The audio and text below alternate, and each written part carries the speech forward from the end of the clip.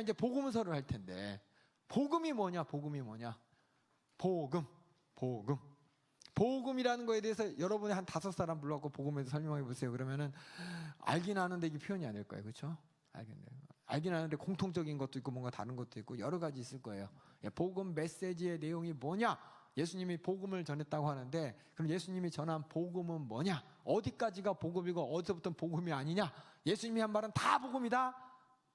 그 중에서 어느 부분만 복음이다, 내용이 복음이다, 여러 가지 얘기가 있을 수가 있는데, 이 복음 메시지의 내용에 대해서 우리가 알고 싶은데 이걸 어떻게 맨 처음에 첫걸음을 시작하느냐? 성경을 무조건 읽으면 복음 다 할 수 있어요가 아니라 한번 성경 밖에서 이렇게 보자고요. 성경 밖에서. 내 말은 성경 밖이 아니라 성경을 좀 이렇게 놓고 보자고요. 도대체 이 복음서를 도대체 쓴 사람들의 생각하고 있는 복음이 뭐였고, 예수님이 전했던 이 복음의 중점적인 내용은 뭐였길래 이렇게 비유도 하시고, 그렇죠? 여러 가지 얘기를 하면서 하셨나? 이것을 알아보기 위해서 복음 메시지의 내용을 거기서 한번 알아봤어요. 밑에 보면은 예라고 써있죠. 예 보면 뭐라고 써있어요? 고넬료에 대한 베드로의 설교가 있습니다. 한번 사도행전 10장, 우리 다 같이 한 번만 볼게요. 사도행전 10장 34절에서 43절 보겠습니다. 왜냐하면 베드로가 복음을 전했다는 내용이 이제 있는데, 베드로의 복음의 설교가 사도행전 10장 34절 43절이니까 한번 요거 보고서 한번 우리가 복음이 도대체 내용이 뭔지를 한번 우리가 추측을 해보려고 그래요. 사도행전 10장 34절부터 43절까지 한번 한 절씩 교독할게요. 다 찾으셨죠? 제가 한 절 읽고 여러분이 한 절 읽으면서 베드로가 마음속에 뭐가 있길래 이렇게 복음을 고넬료한테 전했는지 한번 34절 제가 읽겠습니다. 다음 절은 여러분 읽고 한 절씩 교독하시겠습니다. 베드로가 입을 열어 가로되 내가 참으로 하나님은 사람의 외모를 취하지 아니하시고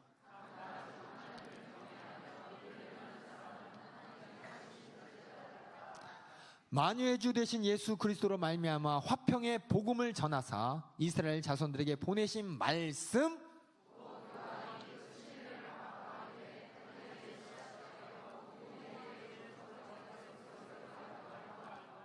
이게 뭐라느냐? 하나님이 나사렛 예수에게 성령과 능력을 기름 붓듯 하셨음에 저가 두루다시며 착한 일을 하시고 마귀에게 눌린 모든 자를 고치셨으니 이는 하나님이 함께 하셨음이라.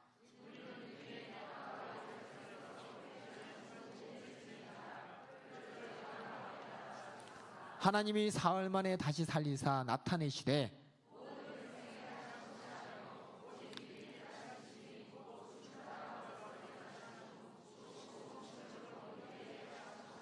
우리를 명하사 백성에게 전도하되 하나님이 산자와 죽은 자의 재판장으로 정하신 자가 곧 이 사람인 것을 증거하게 하셨고,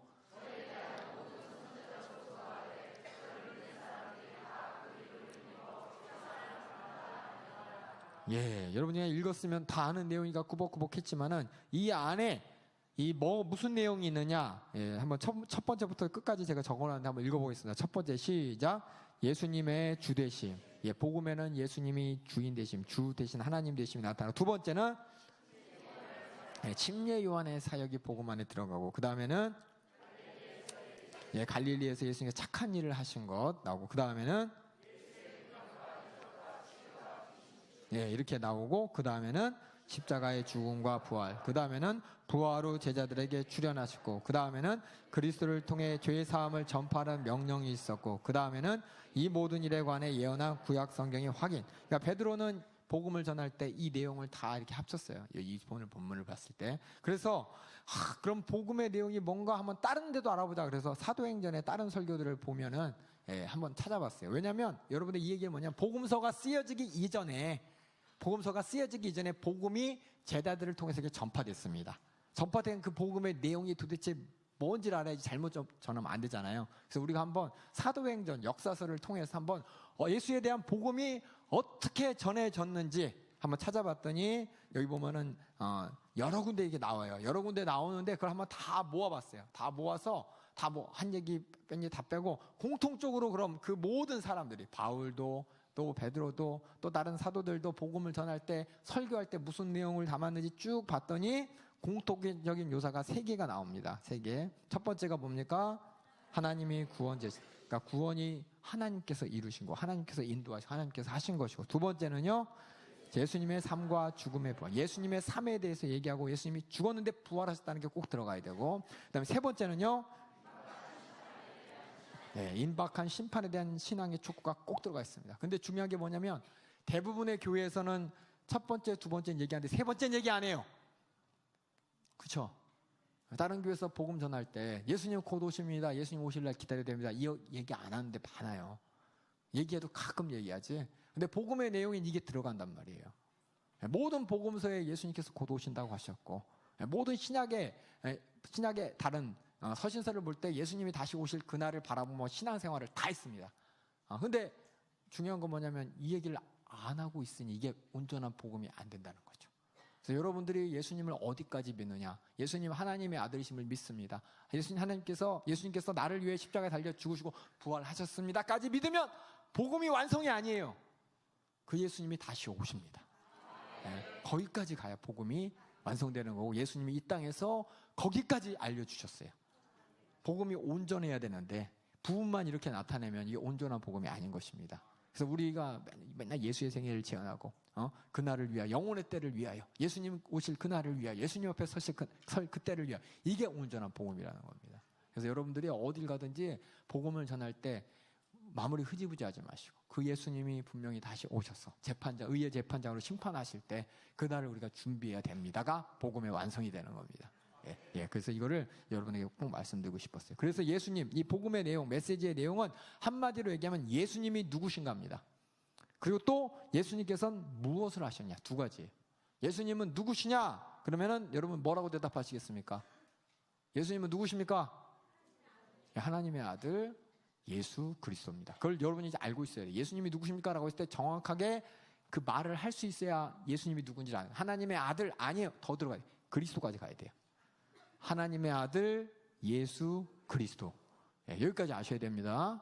왜 하나님의 아들이어야 되고, 예수로서 실존했던 인물이시고 우리를 구원하시고 또 하나님께서 주신 구원의 이름이시고, 그리스도는 왜 중요하냐? 구약에 하나님이 약속하셨거든요. 그리스도가 다른 말로 메시아예요. 구약에 이 유대 사람들이 구약의 말씀을 듣고 소망했던 요 사람, 요 분, 구약의 말씀이 오시라고 했던 그 하나님이 보내신 하나님의 아들이고, 또 이스라엘 백성들이 그렇게 기다렸던 그 메시아라는 겁니다. 그들의 왕이 되실 메시아, 그것까지 딱 가야 돼. 그럼 예수님께서 무엇을 하셨냐? 그럼 두 번째 거 읽어볼까요? 저희 복음의 메시지 내용 그 앞에 이제 두 번째고, 예수님 무엇을 하셨냐? 시작. 예수께서 우리의 구원을 위해 죽으시고 다시 살아나신 구원자라는 내용을 여러분이 어떻게 잘 풀어내느냐, 얼마나 그걸, 예수님께서 오셔서 하신 내용이 이거예요.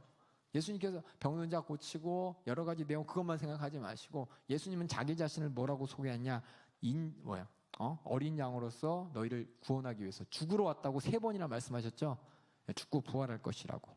죽고 끝이 아니라 부활까지 하셨어요. 그렇죠? 거기에 예수님이 마지막에 승천하실 때 내가 다시 올 거라고 하셨고, 여기까지가 예수의 생애인 것입니다. 그래서 이렇게 한번 복음서가 없었을 때로 돌아가겠습니다. 자, 테이프를 삐리리리 하고 시간을 돌려서 삐리리 돌려갖고, 언제냐? 지금이 언제냐? 예수님이 죽으시고 성경이 아직 쓰여지지 않을 때고 사도들이 복음을 전할 때입니다. 사도들이 복음을 전할 때 그 내용을 우리가 사도행전을 통해서 그 내용을 잠깐 이렇게 유출했어요. 예수님이 누구신가? 예수님 뭐 하셨나? 그걸 어떻게 증거할 것이냐? 구약의 말씀과 또 이런 이적을 통해서 딱 하고, 그럼 요거를 이제 어떻게 되냐? 계속 전하면 되는데 문제가 생겼어요. 무슨 문제가 생겼냐? 이게 말로 전하는데 한계가 있고, 첫 번째는. 두 번째는 뭐냐? 시간이 10년 지나고 20년 지나고 30년 지나고 40년 지나고 전했던 사람들이, 예수님한테 직접 배웠던 사도들, 봤던 사람들이 하나 목숨이 다 돼가지고 천국 가고 없어지고 숫자가 옛날에 많았는데 예수님 직접 만난 사람이 줄어들고 그 교회에서, 옛날에는 그 교회 안에 예수님 만났던 사람들이 반절 이상이었는데 이제 예수님 만난 사람이 줄어들고 몇 명 안 남고 나머지는 다 듣고 그랬나 보다, 본 사람은 없고 그냥 듣기만 하고 뭐 이런 사람들이 이렇게 있을 때, 그럼 과연 이제 이 문제를 어떻게 해결할 것이냐? 문제라고 해요. 물론 성령님께서 계속 가르쳐 주시지만은 하나님께서는 또한 뭐냐? 거기만 있는 게 아니라 기록하게 하셨습니다. 뭐냐? 기록을 왜 하냐? 객관성을 담보하는 것입니다. 기록하지 않고 말로 전해지면 아시잖아요. 말로 전해지면 어떻게, 사람의 말은 전해지면 어떻게 되죠? 여기서 잠깐 넘어진 사람이 한 바퀴 돌면 벌써 죽어서, 그쵸? 화장터에 갔어. 이 말은 뭐냐? 우리 인간의 말로 전해지는 데서는 객관성을 확보할 수 없기 때문에 하나님께서 그 사정까지 아시고 사람들이 죽어가기 이전에 생전에 많은 증인들이 있을 때 그 장인들의 입술을 통해 기록하셔서 먼 후대까지 바라보셨습니다. 그래서 이 복음서가 이제 쓰여지게 되는 것입니다. 그래서 두 번째 보면 복음 메시지 내용 말고 두 번째 보면 자료의 확장이 나오는데, 사도행전의 메시지는 예수님에 대한 지식을 이제 전제로 하는데, 그런데 예수님을 전파하신 것을 보고 들은 사람들은 어떻게 되느냐? 한 사람 한 사람 죽어가니까 예수님에 관한 자료를 모으기 시작하는 거예요. 왜냐하면 엉뚱한 얘기하는 사람도 나타나요. 나 들었는데 하면서, 본 사람이 아니라 들었는데 하면서 엉뚱한 얘기하는 사람. 그래서 본 사람들을 중심으로 해서 예수님을 객관적인 자료를 이렇게 모을 필요가 생겼습니다. 그래서 예수님의 삶과 예수님의 삶을 이어받은 사도들에 관한 첫째는 구약 성경의 예언을 모읍니다. 그래서 이것이 그냥 있는 것이 아니라 다 이 유대교 사람들, 그 당시에 이제 맨 처음에 교회가 쓴 게 이제 유대교인데, 이 사람들이 믿었던 구약의 성경, 그 말씀에 근거해서 예수님을 전하는 거예요. 구약에 그런 말씀이 있었는데 그게 바로 예수님이고, 그게 바로 우리고, 그게 바로 성령의 역사라는 것을 하나하나 그걸 증거하기 위해서 구약의 성경의 예언들을 다 모이면서 뭐라 하냐? 유대인들에게는 예수님이 갑자기 짠 나타난 사람이 아니라 하나님의 계획 가운데 옛날 전부터 약속되었던 그 예수님이 메시아다 라는 걸 유대인들한테 보여주고, 이방인들, 우리 같은 이방인들한테는 이스라엘의 메시아인 예수님이 배경을 알려주면서, 예수님이 그냥 짜놓은 게 아니라 먼 시대, 우리랑은 상관없는 게 아니라 우리를 위해서 이스라엘 백성을 통해서 하나님께서 구약 성경을 주시고 그 예언을 이루게 하셔서 지금 이제서야 우리에게 다 전해진 것이다라고 하면서, 그냥 막연하게 예수님이 남의 신이 아니라 실상은 역사의 주관자이신 하나님의 약속에 따라 오신 분이다. 나는 이스라엘 백성 아닌데요 라고 할지라도 그 복음을 통해서 예수님께서 그냥 온 것이 아니라 분명한 약속을 갖고 오셨다는 것을 보여주기 위해서 이방인들에게도 이스라엘의 메시아인 예수님에 대한 배경을 이제 복음서를 통해서 알려주고 싶었어요. 그래서 신약 성경에서 80여 개의 구약 인용을 우리가 찾을 수가, 예수님이 이전에 계셨다는 얘기도 있고, 태어난 것도 구약의 말씀을 이루시고, 사는 것도 구약의 말씀을 이루시고, 죽는 것도 구약의 말씀을 이루셨고, 부활한 것도 구약의 말씀을 이루셨고, 성령을 보내신 것도 구약의 말씀을 이루신 것이다 라고 하면서 예수님의 생애와 구약, 여기 볼게요. 구약의 예언, 누구에 대한? 바로 예수님에 대한 구약의 예언을 싹 모으고, 그다음에 두 번째는 아까 얘기했듯이 증인들에게 예수님의 이야기, 예수님의 생애 얘기를 싹 모읍니다. 싹 모아요. 그걸 거기다 그렇게 모읍니다. 그래서 예수님의 생애에 대한 자료를 모으고, 이 두 개를 가지고 이제 누구한테 얘기할 것이냐? 이 두 개가 구약의 말씀과 예수님의 생애에 대한 수많은 증거들, 객관적인 생애의 얘기를 가지고 누구한테 얘기하느냐? 유대인들한테는 쟤들 사정에 맞게 얘기하고, 이방인한테는 이방인 사정에 맞게 얘기하고, 또 로마 사람에게 로마의 사정에 맞게 얘기하고, 또 더 나아가서 요한복음이 쓰여진 건 언제냐면 예수님 돌아가시고 나서 60년 후예요. 제일 마지막에 쓰여졌는데, 그 당시에는 어땠을까요? 예수님 본 사람이 몇 명 안 남았어요. 그렇죠? 몇 명 안 남고, 그 당시 예수 믿었던 사람들은 어떤 사람이냐? 복음을 듣고 기도하고 성령 받아서 그 성령 받은 그런 사람들이었는데, 그 중에서도 뭐예요? 아직 예수님을 잘 모르고 사정이 틀리잖아요. 예수님 본 사람하고 예수님 안 보고 믿은 사람은 틀리잖아요. 이해 가세요? 예를 들어서 제가 참 답답한 것 중에 하나가 뭐냐면, 담임 목사님 설교하시잖아요. 설교하시는데 담임 목사님 핍박받았던 얘기 들으잖아요. 그렇죠? 저는 핍박을 받아본 적이 없어요. 그래서 그게 얼마만큼 그렇겠다라고 심쿵 가는데, 경험이 없어. 경험이 없어도 그렇다라고 인정하고 그렇게 신앙생활 하겠다 인정세. 근데 경험이 없어. 마찬가지로 예수님 돌아가시고 60년 뒤에 예수님을 보지 못했지만 알 것 같은데, 아는데 그거에 대한 뭔가 그게 없잖아요. 뭐라 그럴까? 그 본 사람보다 들은 사람하고 틀리잖아요. 그렇죠? 물론 성령님이 깨닫게 하시지만은 경험한 사람과 경험 안 한 사람하고는 틀리잖아요. 그런 사람들을 위해서 요한복음이 쓰여진 거예요. 그러니까 요한복음을 가만히 보면 그 내용이 다 앞에 있는 마태, 마가, 누가, 요한복음하고 조금 틀려요. 그렇죠? 틀린 이유가 뭐냐면 보지 않은 그 사람, 예수님을 경험하지 않은 그들에게 뭐냐? 예수님의 복음이 진짜임을 어떻게 알려주느냐? 경험을 바탕으로 하는 게 아니라 예수님의 말씀과 예수님의 생각과 예수님의 그 진심과 예수님이 그 생명 중심으로 막 설명하니까는 그 요한복음을 보면은 어떤 분들은 쉽다고 해. 왜냐면 우리 다 같이 예수님 본 적 없으니까 쉬운가 봐요. 그렇죠? 그럴 수도 있어. 근데 사실 그게 더 깊은 의미가 있거든요. 그러니까 이렇게 이 두 개 가지고 구약의 예언 가지고 예수님이 살아계신 그 예언 이 내용을 가지고 그럼 이 사람에게는 어떻게 전할 것이냐 그걸 이제 때에 따라서 마태가, 마가가, 누가가, 요한이 이게 정했기 때문에 비슷한 얘기 같지만 조금씩 틀리죠. 틀린 이유가 바로 그것 때문이라는 겁니다. 담임 목사님도 똑같은 말씀 전할 때 유아유치부, 그렇죠? 어린 성경할 여름 성경할 때, 또 중고등 학생 성회 때, 청년 성회 때, 직분자 성회 때, 장년 성회 때, 목사 성회 때 다 틀려요. 내용은 같은데. 왜냐? 듣는 사람에 따라서 듣는 사람의 사정에 맞춰서 설명을 하잖아요. 마찬가지로 이 모든 이 하나님의 말씀, 이 복음서도 이렇게 구약의 예언과 예수님이 살았을 때 무슨 말씀을 하셨고 어떻게 무슨 행동을 하셨냐 이게 두 개를 가지고 누구냐에 따라서 이렇게 얘기하다 보니까 왜? 더 잘 이해하기 위해서, 더 잘 이해시켜주기 위해서 이게 바로 하나님이 우리에게 말씀을 주시는 방법이에요. 하나님의 이게 사랑입니다. 사랑. 그래서 이렇게 3번 보면 이런 두 가지 가지고 구약의 예언과 더불어서 예수님의 생애와 더불어서 저자의 관점이라고 썼는데 이게 뭐냐면은 다시 말해 독자의 사정이랑 똑같은 거예요. 쓴 사람이 누굴 향해 썼냐 그 저자의 관점에 따라서 이게 예수님의 인생의 전체로 이제 확대됩니다. 확대되면서 예수님이 태어나면서 죽기까지를 쭉 이제 나열해서 쓴 게 이제 복음서가 된 겁니다. 그래서 복음서의 주 목적. 그래서 이 예수의 생애를 통해서 하는 게 뭐냐? 사람들이 듣고 읽고 믿게 하는 것이 목적입니다. 그러니까 이 모든 것이 그냥 가만히 읽으면 믿어야 하는 그 모든 객관적인 사정과 믿을 수밖에 없는 모든 내용을 듣는 사람에 맞춰서 딱딱딱 쓴 게 바로 복음서예요. 요한복음 20장 31절에 보면은 요한복음에 쓴 목적이 나옵니다. 요한복음만이 아니라 다른 복음서도 마찬가지입니다. 제가 한번 읽어보겠습니다. 오직 이것을 기록함은, 다시 말해 요한복음을 기록한 것은 너희로 예수께서 하나님의 아들 그리스도이심을 믿게 하려 함이요 또 너희로 믿고 그 이름으로 힘입어 생명을 얻게 하려 함이니라. 이 전체적으로 설교하는 목적이 뭐냐면 듣는 사람들이 믿게 하기 위해서입니다. 그냥 좋은 소리가 아니라 믿음이 생기게 하기 위해서 하는 게 바로 뭐냐? 설교고 하나님의 말씀인 것입니다. 그래서 마가복음을 어떤 사람은 마가복음을 읽으면서 예수님을 더 잘 믿어지는 사람이 있고, 어떤 사람은 마태복음을 통해서 믿어지는 사람이 있고, 어떤 사람은 누가복음을 읽으면서 더 잘 이해되는 사람이 있고, 어떤 사람은 요한복음을 보면서 더 잘 믿어지는 사람이 있고, 다 마찬가지지만 이렇게 상황에 따라 사람마다 이렇게 하나님께서는 이렇게 하나님의 말씀을 듣는 자들, 읽는 자들에게 맞춰서 써주셨고, 그것이 오늘날 우리에게 통째로 온 겁니다. 통째로. 우리는 참 어떻게 보면 참 감사한 거예요. 옛날 사람 그렇죠?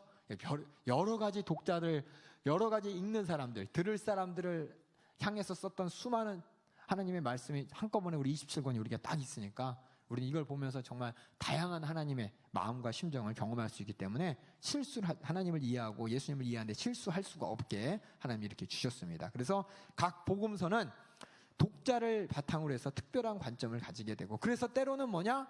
저 사람한테 이거 얘기 안 해도 돼 라고 하는 거 이렇게 빼기도 하고 넘어가기도 합니다. 예를 들어서 마가복음에 보면은 예수님의 시험 받았더라고 끝나요. 예수님 시험 받았더라고 끝나요. 근데 마태복음은 3가지 시험 다 얘기하고, 누가복음도 3가지 시험 얘기하고, 요한복음은 아예 얘기도 안 해요. 무슨 말씀인지 아시겠죠? 이것처럼 독자에 따라서 독자가 믿음을 갖게 하기 위한 얘기만, 필요한 얘기만 이렇게 하다 때문에 복음서가 이렇게 빠지기도 하고 유학도 된다는 겁니다. 아시겠죠? 그래서 내 복음서가 다 필요한 거예요, 우리는. 내 복음서 하나만 있어도 되지만은, 물론 이제 북한 같은 데 보면 쪽복음이라고 있대요, 쪽복음. 그래서 복음서 하나만 계속 읽으시는 분들이 있어.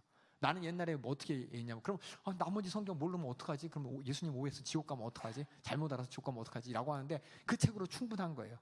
근데 우리는 더 좋은 거야, 더 좋은 거야. 27권이 그대로 있으니까. 여기서 이렇게 아시고, 복음서를 기록한 이유 다시 한번 읽어볼게요. 복음서의 본질은 예수님의 생애와 가르침에 관련된 모든 사건들을 복음의 메시지, 하나님 아들이 누구이고 무엇을 하셨는가, 우리에게 어떤 분인가를 결합해서 가르쳐 주십니다. 그래서 예수님이 누구시며 무슨 일을 하셨는지에 대한 복음을 제시하는 게 바로 복음서의 본질입니다. 입으로 전달하는 데는 한계가 있습니다. 전달하면 끝이에요. 근데 쓰여지게 되면은 가지고서 다른 데도 갈 수 있고 가지고서 10년 뒤 20년에도 볼 수 있기 때문에 이렇게 공간과 시간의 제약을 넘어갈 수가 있기 때문에 이렇게 쓰여지게 된 거고, 왜냐 아까 전에 얘기했듯이 시간이 지나면서 사도들이 하나하나 순교하고 사라지고 또 증인들도 사라지는데 그 내용을 기록해야 될 필요가 생겼습니다. 처음에 예수 믿는 사람들은 예수님이 오실 그날이 언제인지 몰랐습니다. 금방 오신다 그랬으니까. 그래서 내일 오실라나? 내일 오실라나? 그러다 보니까 뭐냐? 거짓이나 왜곡된 이야기들이, 가짜 이야기들이 엄청나게 출현, 거짓 선지자도 나오고 가짜 얘기도 많이 나오고 그렇습니다. 또한 뭐냐? 예수 믿은 사람들 있잖아요. 처음 믿은 사람들을 양육하기 위해서 교제가 필요합니다. 그래서 우리는 어느 교회 보면은 뭐예요? 무슨 교제 시리즈에서 뭔 시리즈 갖고 양육 교제가 쫙쫙 늘어지는 거 여러분이 어떤 교회 보셨죠? 물론 그 교회 사정이 있을지 모르겠지만 제가 볼 때는 성경 하나면 충분합니다. 그래서 우리 교회는 그런 시리즈가 없잖아요. 초신자 시리즈, 묵은신자 시리즈 이런 거 없잖아요. 그렇죠? 그렇죠. 그런 거 따로 이렇게 시리즈로 성경을 이렇게 쪼개고 나누고 먼 거 이렇게 갖고 하는 거 없잖아요. 그렇죠? 우리는 오직 성경만 담임 목사님이 보시고 설교하시고, 여러분들도 그렇게 이제 보고 있습니다. 이게 뭐냐? 이 성경 하나로 읽으면, 처음 믿은 사람이 더 예수님을 더 잘 알고 싶을 때 성경 읽으면 됩니다. 성경 읽으면 다 잘 알게 되는데, 그걸 또 우리는 더 잘 설명하겠다고 인간적으로 이렇게 하긴 하는데, 사실상 성경 쓰여진 목적 자체가 그렇게 처음 믿은 사람들이 성경을 보고 더 예수님을 잘 믿게 쓰여졌기 때문에 하나님이 직접 쓴 이 성경책만큼 더 확실한 교제가 없다는 겁니다. 그러니까 여러분들에게 성경책만 교제입니다. 우리는. 그래서 이번 저희 이제 성경대학 하지만 교재는 성경책이에요. 저희는. 여기는 이제 보조 교재고 이건 별로 성경이 중요한 겁니다. 그리고 가장 중요한 게 뭐냐면, 복음서에 쓰여질 당시에 무슨 일이 있었냐면, 많은 사람들이 핍박과 고난과 환난 가운데 한 번도 예수 믿는 사람들이 편하게 예수 믿어본 적이 없는 시대입니다. 예수 믿는 사람은 항상 세상과 싸워야 되고, 세상과 부닥치게 되고, 가족과 부닥치게 됩니다. 이런 고난과 핍박이 있을 때 용기와 소망을 주기 위해서 예수님이 이렇게 말씀하셨다고, 예수님이 하신 말씀이 가운데 소망과 희망을 보고 발견해서 신앙생활을 잘할 수 있도록 이렇게 용기를 주고 또 소망을 주기 위해서 복음서가 씌어져 있습니다. 어떻게 이 복음서를 믿을 수 있습니까? 복음서에 대한 신뢰성이 뭡니까? 복음서는 우리 예수님을 잘 아는 사람들의 입에서 나온 그 말씀으로 또 그들이 직접 썼습니다. 그래서 내 복음서를 가만히 보면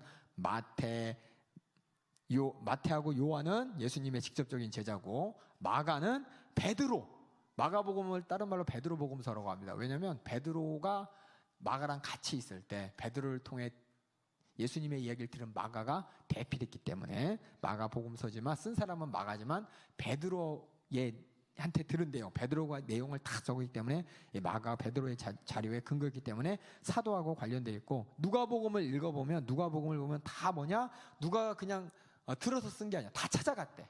누가복음은 다 찾아가서 예수님의 엄마도 만나고, 그 당시에 이적과 기사 다니던 사람도 만나고, 수많은 사람들 다 만나서 직접 증인을 모아가지고 이렇게 쓴 게 바로 누가복음서입니다. 그래서 누가복음 1장 1절부터 4절에 보면은 누가복음을 쓴 목적과 그 누가복음이 어떻게 쓰여졌는지를 되는데, 제가 한번 읽어볼게요. 우리 중에 이루어진 사실에 대하여 처음부터 말씀의 목격자 되고 일꾼된 자들이 전하여준 그대로 내력을 저수하였다, 이렇게 돼 있습니다.